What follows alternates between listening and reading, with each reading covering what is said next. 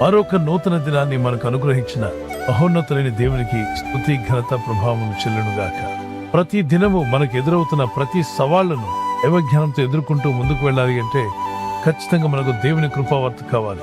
దేవుడు అనుగ్రహించిన అనేక కృపావార్తలు కలిగిన ఈ పరిశుద్ధ గ్రంథంలో నుండి ప్రభు నేడు మనకిచ్చిన వాగ్దానాన్ని ధ్యానం చేసుకుందాం. నేటి వాగ్దానముగా ద్వితీయోపదేశకాండం 15:10 నీ దేవుడైన యెహోవా నీ కార్యములన్నిటిలోనూ నీవు చేయు ప్రయత్నములన్నిటిలోనూ నిన్ను దీవించి ఆశీర్వదించును అన్నాడు.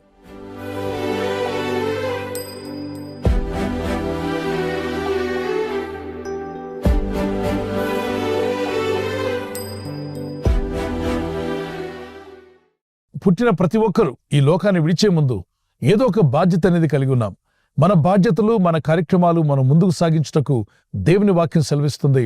నీ కార్యములన్నిటిలో నువ్వు చేసే ప్రతి కార్యంలో కూడా మంచి కార్యాలు, యథార్థమైన నమ్మకమైన నీతి మార్గంలో జీవించడానికి, నీ కుటుంబాన్ని పోషించుకోవడానికి, నీ ఇంటిని పోషించుకోవడానికి, చదువు కావచ్చు, ఉద్యోగ ప్రయత్నం కావచ్చు, వ్యాపార ప్రయత్నం కావచ్చు, ఫైనాన్షియల్ బ్రేక్ త్రూ కావచ్చు, అలాగే మీ జీవితంలో మీకు ఎదురవుతున్న ప్రతి సమస్యను జయించుటకు నీవు చేయు కార్యములన్నింటిలోనూ నీ ప్రయత్నములన్నింటిలో కూడా దేవుడైన ప్రభు నిన్ను దీవించి ఆశీర్వదిస్తాడు. నీ జీవితం ఆశీర్వదించబడాలని దేవుడు కోరుచున్నాడు. అయితే నీవు చేయు కార్యములన్నింటిలో దేవుని మీద భారం మోపి ముందుకు వెళ్ళండి. ఎందుకంటే ఆయన సహాయం లేకుండా మనం దీవించబడలేం, ఆశీర్వదించబడలేం. లేఖనాలు చెప్తున్నట్టుగా మనం గమనిస్తే నువ్వు సఫలుడగునట్లు నీవు ప్రయత్నం కూడా చేయాలి. అంటే పుట్టిన తర్వాత దేవుడే అన్ని ఇస్తాడులని ఊరుకోకుండా నీవు కొన్ని కార్యక్రమాలు, నీకు ఇచ్చిన బాధ్యతలు, మన ప్రతి ఒక్క రోల్ కూడా మనం నెరవేర్చే వరకు ఉండాలి. కుమారుడుగా ఉన్నావా, నీ బాధ్యతలు. కుమార్తెగా ఉన్నావా, నీ బాధ్యతలు. భార్యగా ఉంటే తన బాధ్యతలు, భర్తగా ఉంటే అతని యొక్క బాధ్యతలు, తల్లిగా తండ్రిగా ఉంటే పిల్లల విషయంలో మీ బాధ్యతలు. ఈ రోల్స్ మనం అవాయిడ్ చేయలేం, దీన్ని ఎస్కేప్ చేసుకుని పారిపోలేం. ఏ ప్రయత్నం చేయాలనుకున్నా ప్రార్థన చేసుకుని ముందుకు వెళ్ళండి. అబ్రహాము సారాలు పిల్లలు లేనప్పుడు వారు దేవుని దగ్గర మొరపెట్టుకోవడం, కొన్ని సంవత్సరాల తర్వాత దేవుడు ఇస్తానని చెప్పిన కుమారుడిని దయచేయడం, అతని పేరు ఇస్సాకు అని పెట్టాడు. ఆ ఇస్సాకు అనేటువంటి యవన కుమారుడు ఎదిగి వర్ధిల్లుతున్నప్పుడు అతను ఏ విధంగా పైకి వచ్చాడు అన్నది బైబిల్ చెప్తుంది. ఆదికాండం 26:12-13 అతడు అంచెలంచెలుగా పైకి వచ్చేంత వరకు దేవుడైన ప్రభు అతన్ని ఆశీర్వదించుచుండెను అనుంది. దానికి ముందు వచనం చదివితే అతడు పొలమును దున్ని విత్తనాలు వేసి 100 ఫలం పొందాడట. అతను నివసిస్తున్న ఆ రాజ్యం, ఆ ప్రాంతం అంతా కూడా కరువు కాటకాలతో ఆహారం లేక అలమటించిపోతున్న దినాల్లో ఇతడు మాత్రం దేవుని యందు విశ్వాసం ఉంచి ప్రార్థించి పొలాన్ని దున్ని విత్తనాలు నాటి ఆ సంవత్సరమున అతడు 100 ఫలం పొందాడట. ఏదో 30 60 కాదు, 100 100 folds దీవెన పొందుకున్నాడు. అయితే ఇతను ప్రయత్నం ఎవరు ఫలింపజేశారు? ఇతడు ఏమీ చేయకుండా కూర్చున్నాడా? నేను వాగ్దాన పుత్రుని, మా పేరెంట్స్ ప్రార్థన చేస్తే దేవుడు వారికి ఇచ్చాడు కాబట్టి దేవుడు నన్ను ఆశీర్వదిస్తాడు, ఆయన ఇస్తాడులేని కూర్చోలా. ప్రార్థించాడు, ప్రయత్నించాడు. వింటున్న ఆత్మీయులారా, ప్రార్థించి మీ భారమును ప్రభు మీద మోపండి, మీ చింత యావత్తు ఆయన మీద మోపండి. మీ ప్లాన్స్ పేపర్ మీద రాసుకుని మీరు ఏం చేయాలనుకుంటున్నారో మీ కార్యాలన్నీ కూడా చేతులుంచి వాటి మీద ప్రార్థన చేయండి, దేవునికి అప్పగించండి. దేవుడు అంటున్నాడు, నీ కార్యములన్నింటిలో కూడా నీ ప్రయత్నములన్నీ ఫలించులాగున నీ దేవుడైన ప్రభు నిన్ను దీవించి ఆశీర్వదిస్తాడు. కాబట్టి 100 మీరు ఫలించి అభివృద్ధి పొందుదురుగాక. దేవుని కృప మీకు తోడై ఉండాలని మా ప్రార్థన. చిన్న కీర్తన పాడుకుందాం. నా ప్రార్థనకు ఫలము ఇచ్చే దేవుడవు నీవే, నా ప్రయత్నములలో విజయమునిచ్చే నాదుడవు నీవే. నా ప్రార్థనకు ఫలము ఇచ్చే దేవుడవు నీవే, నా ప్రయత్నములలో విజయమునిచ్చే నాదుడవు నీవే.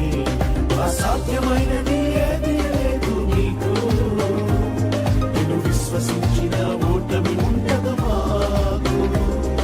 అసాధ్యమైనది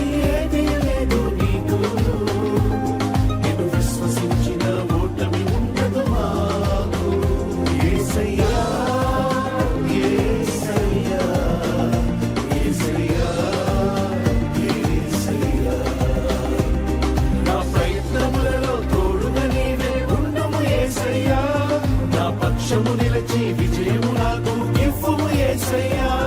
నా ప్రయత్నములలో తోడుగా నీవే ఉండుము యేసయ్యా. నా పక్షము నిలచి విజయము నాకు ఇవ్వుము యేసయ్యా. యేసయ్యా, యేసయ్యా, యేసయ్యా, యేసయ్యా, యేసయ్యా, యేసయ్యా, యేసయ్యా.